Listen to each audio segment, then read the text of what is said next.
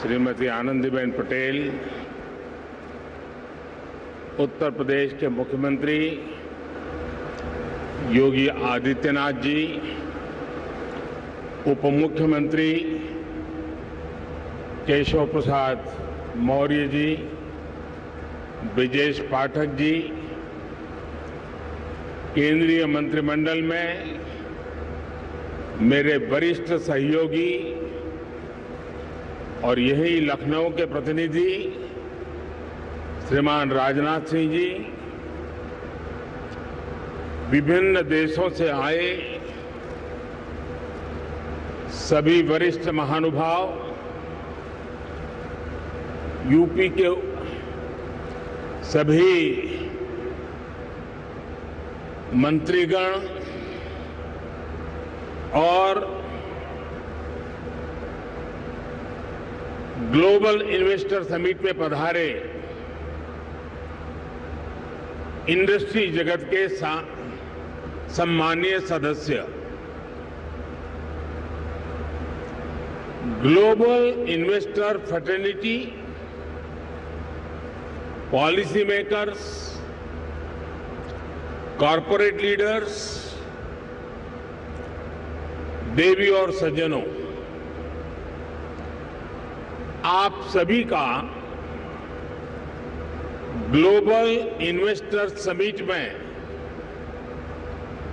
बहुत बहुत स्वागत है।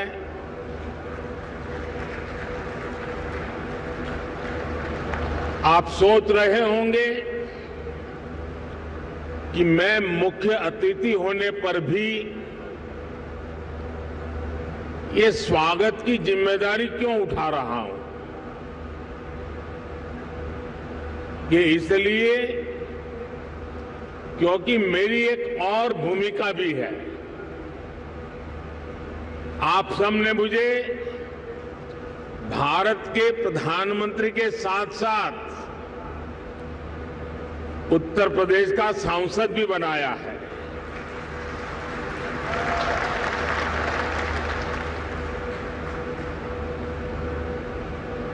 उत्तर प्रदेश के प्रति मेरा एक विशेष स्नेह है और यूपी के लोगों के प्रति मेरी एक विशेष जिम्मेदारी भी है। मैं आज उस दायित्व को भी निभाने के लिए आज इस समिट का हिस्सा बना हूं और इसलिए मैं देश विदेश से यूपी आने वाले आप सभी इन्वेस्टर्स का अभिनंदन करता हूं, स्वागत करता हूं। साथियों, उत्तर प्रदेश की धरती अपने सांस्कृतिक वैभव,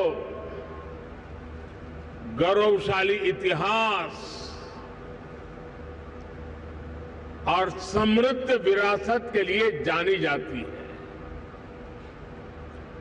इतना सामर्थ्य होने के बावजूद यूपी के साथ कुछ बातें जुड़ गई थी। लोग कहते थे यूपी का विकास होना मुश्किल है। लोग कहते थे यहां कानून व्यवस्था सुधरना नामुमकिन है। यूपी बीमारू राज्य कहलाता था। यहां आए दिन हजारों करोड़ के घोटाले होते थे। हर कोई यूपी से अपनी उम्मीदें छोड़ चुका था, लेकिन सिर्फ 5-6 साल के भीतर यूपी ने अपनी एक नई पहचान स्थापित कर ली है और डंके की चोट पर कर दी है। अब यूपी को सुशासन से, गुड गवर्नेंस से पहचाना जा रहा है। अब यूपी की पहचान बेहतर कानून व्यवस्था, शांति और स्थिरता के लिए है। अब यहां वेल्थ क्रिएटर्स के लिए नित्य नए अवसर बन रहे हैं। बीते कुछ वर्षों में आधुनिक इंफ्रास्ट्रक्चर, उत्तर प्रदेश के इस इंफ्रास्ट्रक्चर की जो पहल है उसके परिणाम नजर आ रहे हैं। बिजली से लेकर कनेक्टिविटी तक हर क्षेत्र में सुधार आया है। बहुत जल्द यूपी देश के उस इकलौते राज्य के तौर पर भी जाना जाएगा जहां 5 इंटरनेशनल एयरपोर्ट है।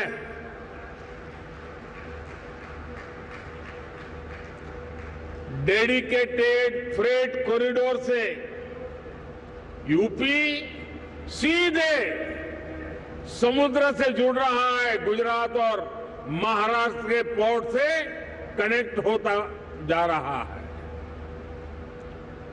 इंफ्रास्ट्रक्चर के साथ साथ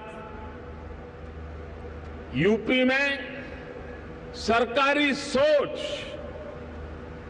और अप्रोच में ईज ऑफ डूइंग बिजनेस के लिए सार्थक बदलाव आया है।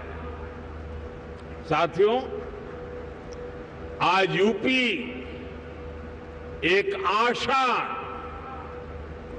एक उम्मीद बन चुका है। भारत अगर आज दुनिया के लिए ब्राइट स्पॉट है तो यूपी भारत के ग्रोथ को ड्राइव करने वाला एक अहम नेतृत्व दे रहा है। साथियों, आप सभी इंडस्ट्री के दिग्गज यहां हैं। आप में से अधिकतर को एक लंबा अनुभव भी है। दुनिया की वर्तमान स्थिति भी आप सभी से छुपी नहीं है। आप भारत की इकोनॉमी के आज के सामर्थ्य और यहां के मैक्रो और माइक्रो इकोनॉमिक फंडामेंटल्स को भी बहुत बारीकी से देख रहे हैं। आखिर पैंडेमिक और वॉर के शॉक के बाहर निकलकर भारत फास्टेस्ट ग्रोइंग इकोनॉमी कैसे बना है।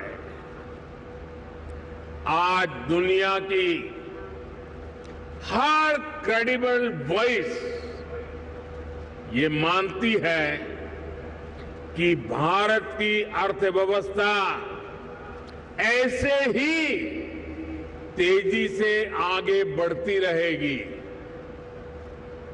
आखिर ऐसा क्या हुआ कि वैश्विक संकट के इस दौर में भारत ने न सिर्फ रेजिलियंस दिखाया बल्कि रिकवरी भी उतनी ही तेजी से की।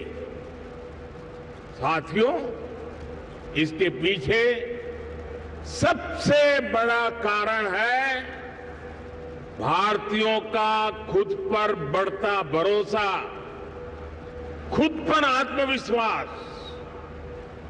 आज भारत के यूथ की सोच में, भारत के समाज की सोच और एस्पिरेशंस में एक बड़ा बदलाव देखने को मिल रहा है।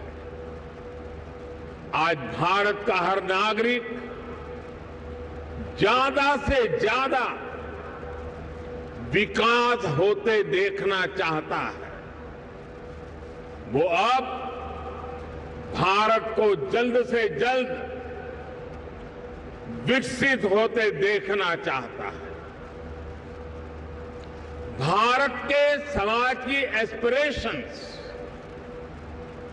आज सरकारों को भी पुश कर रही है और यही एस्पिरेशंस विकास के कार्यों में भी गति ला रही है।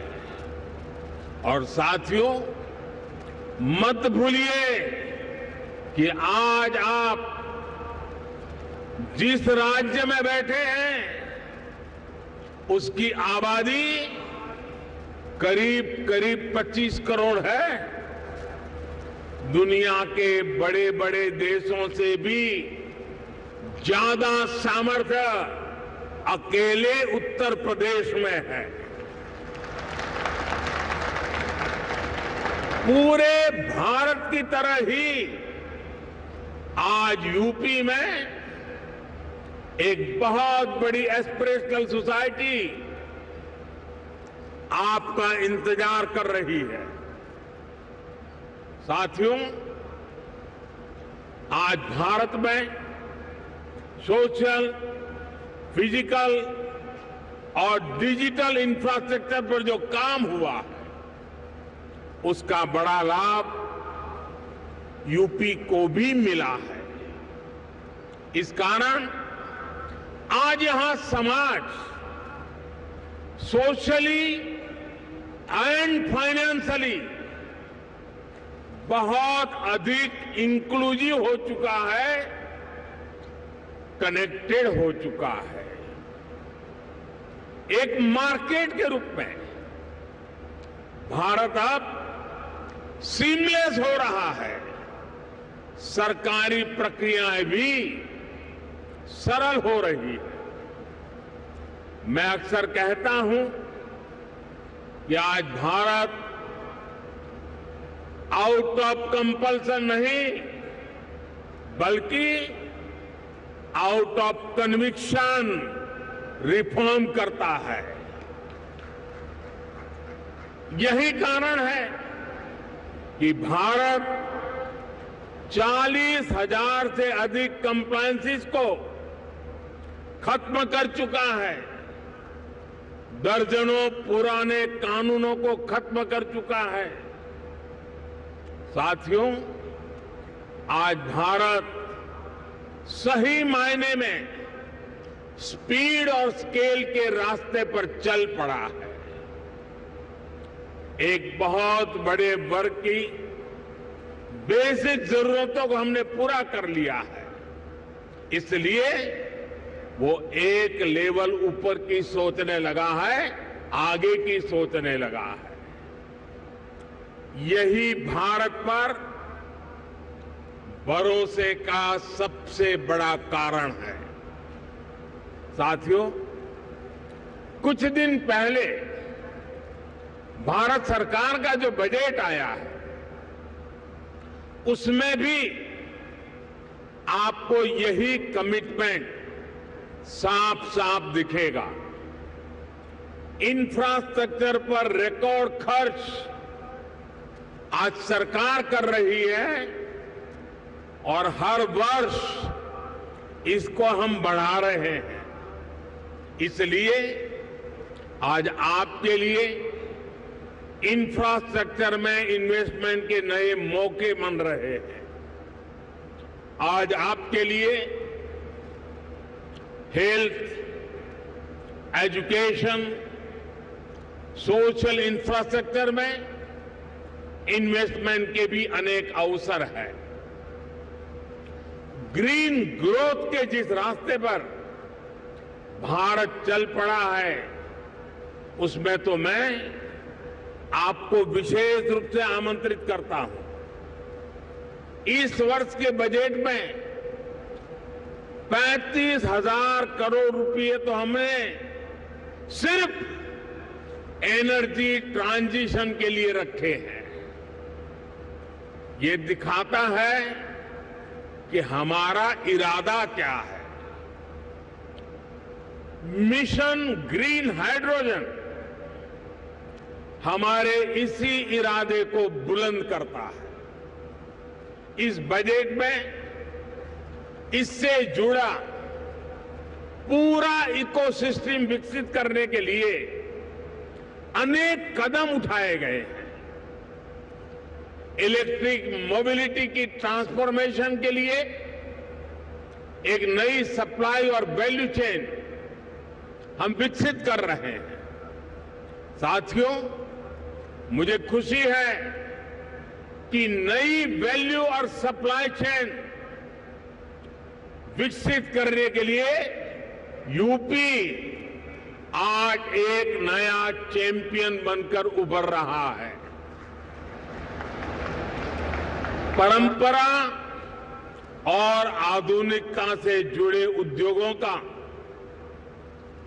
एमएसएमईज का एक बहुत ही सशक्त नेटवर्क आज उत्तर प्रदेश में वाइब्रेंट है। यहां भदोही के कालीन और बनारसी सिल्क है, भदोही कारपेट क्लस्टर और वाराणसी सिल्क क्लस्टर भी, और उसकी वजह से यूपी भारत का टेक्सटाइल हब है।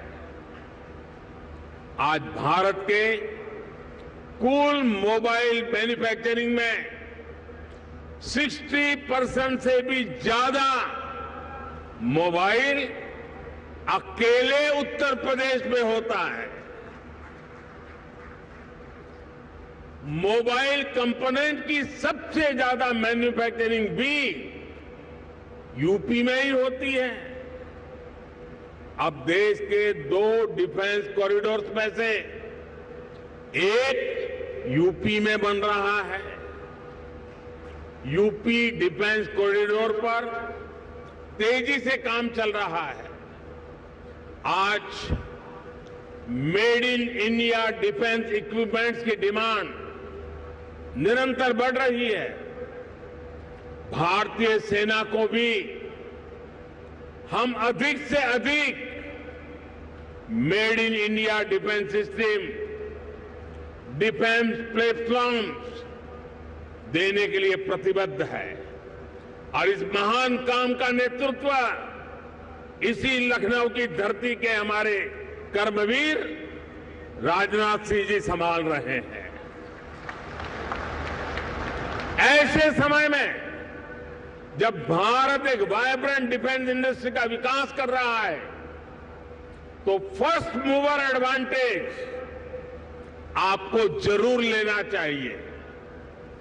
साथियों, उत्तर प्रदेश में तो डेयरी, फिशरीज, एग्रीकल्चर और फूड प्रोसेसिंग सेक्टर में अनेक संभावनाएं हैं। फल और सब्जियों को लेकर उत्तर प्रदेश में बहुत डायवर्सिटी है। एक ऐसा सेक्टर है जिसमें अभी भी प्राइवेट सेक्टर की हिस्सेदारी बहुत सीमित है। आपको जानकारी होगी कि फूड प्रोसेसिंग के लिए production link incentive PLI scheme लेकर हम आए हैं। इसका लाभ आपको जरूर उठाना चाहिए। साथियों, आज सरकार का ये प्रयास है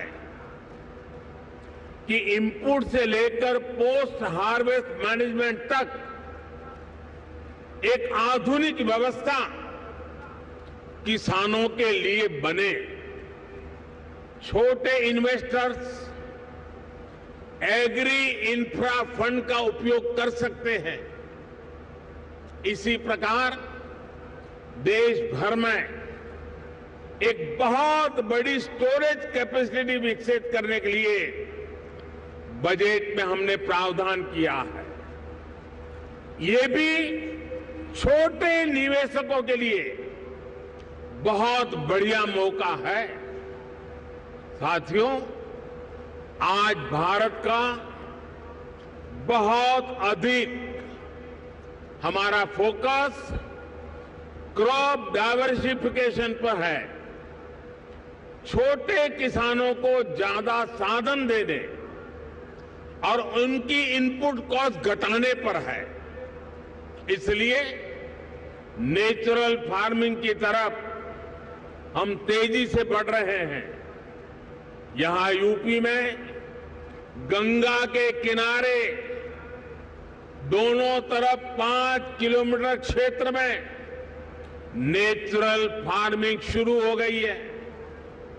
अब इस वर्ष के बजट में हमने किसानों की मदद के लिए 10,000 बायो इनपुट रिसोर्स सेंटर बनाने की घोषणा की है। ये नेचुरल फार्मिंग को और अधिक प्रोत्साहित करेगा। इसमें भी प्राइवेट एंटरप्रेन्योर्स के लिए इन्वेस्टमेंट की अनेक संभावनाएं हैं।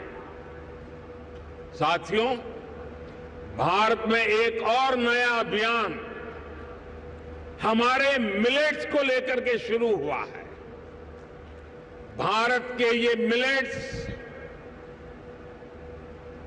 आमतौर पर लोगों की भाषा में उसको मोटा अनाज कहते हैं और उसकी कई वैरायटीज है। विश्व बाजार में उसकी एक पहचान बने, इसके लिए आपने बजट में सुना होगा, हमने इस मिलेट्स को, मोटे अनाज को एक नया नाम दिया है, श्री अन्न। ये श्री अन्न जिसमें न्यूट्रिशन वैल्यू बहुत अधिक है, ये सुपर फूड है। जैसा श्रीफल का माध्यम है, महात्मय है, वैसा ही श्री अन्न का भी महात्मय बनने वाला है। हमारे ये प्रयास है कि भारत का श्री अन्न ग्लोबल न्यूट्रिशन सिक्योरिटी को एड्रेस करे। दुनिया इस वर्ष को इंटरनेशनल ईयर ऑफ मिलेट के रूप में भी मना रही है। इसलिए एक तरफ हम किसानों को श्री अन्न के उत्पादन के लिए मोटिवेट कर रहे हैं, वहीं दूसरी तरफ इसके लिए ग्लोबल मार्केट का भी विस्तार कर रहे हैं। फूड प्रोसेसिंग सेक्टर से जुड़े साथी रेडी टू ईट और रेडी टू कुक श्री अन्न के प्रोडक्ट्स में संभावनाएं तलाश सकते हैं और मानव जाति की बड़ी सेवा भी कर सकते हैं। साथियों, उत्तर प्रदेश में एक और विषय में बहुत प्रशंसनीय काम हुआ है। ये काम एजुकेशन और स्किल डेवलपमेंट से जुड़ा है। Mahayogi Guru Gorakhnath Ayush university, Atal Bihari Vajpayee health university, Raja Mahendra Pratap Singh university, major Dhyanchand sports university, ऐसे अनेक संस्थान अलग अलग स्किल्स के लिए युवाओं को तैयार करेंगे।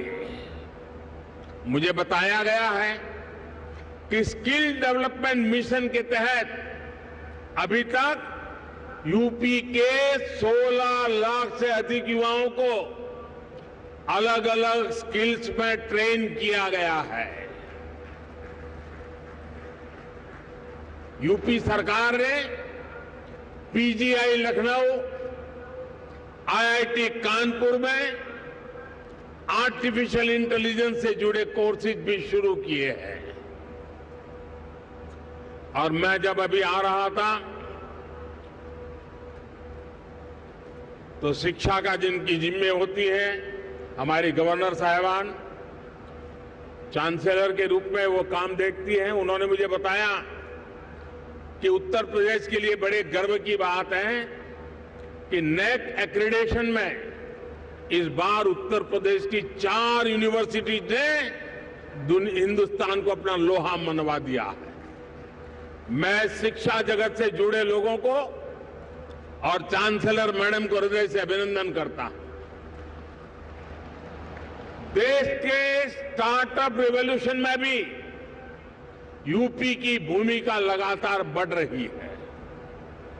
आने वाले कुछ वर्षों में 100 इंक्यूबेटर्स और 3 state of the art centres को स्थापित करने का लक्ष्य यूपी सरकार ने रखा है।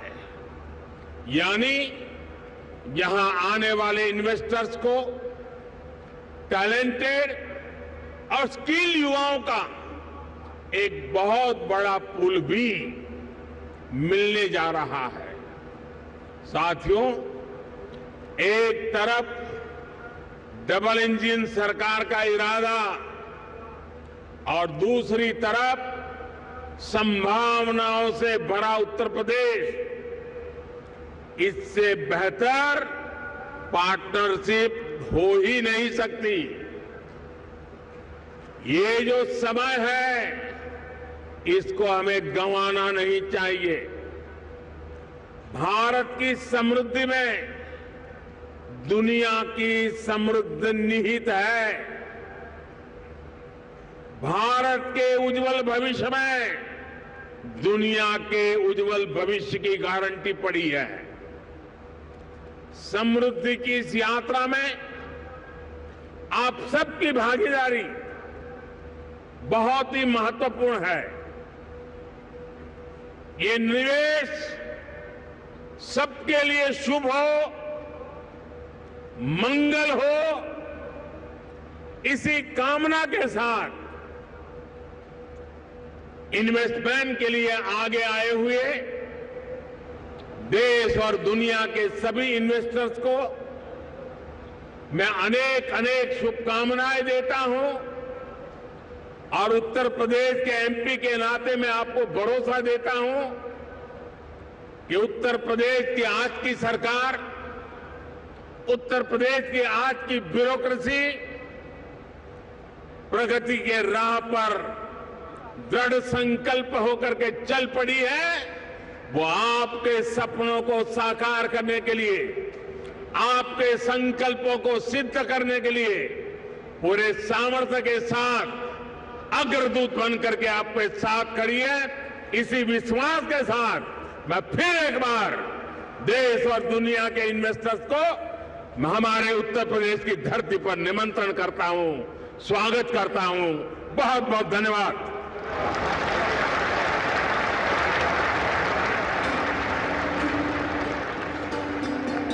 बहुत बहुत धन्यवाद माननीय प्रधानमंत्री।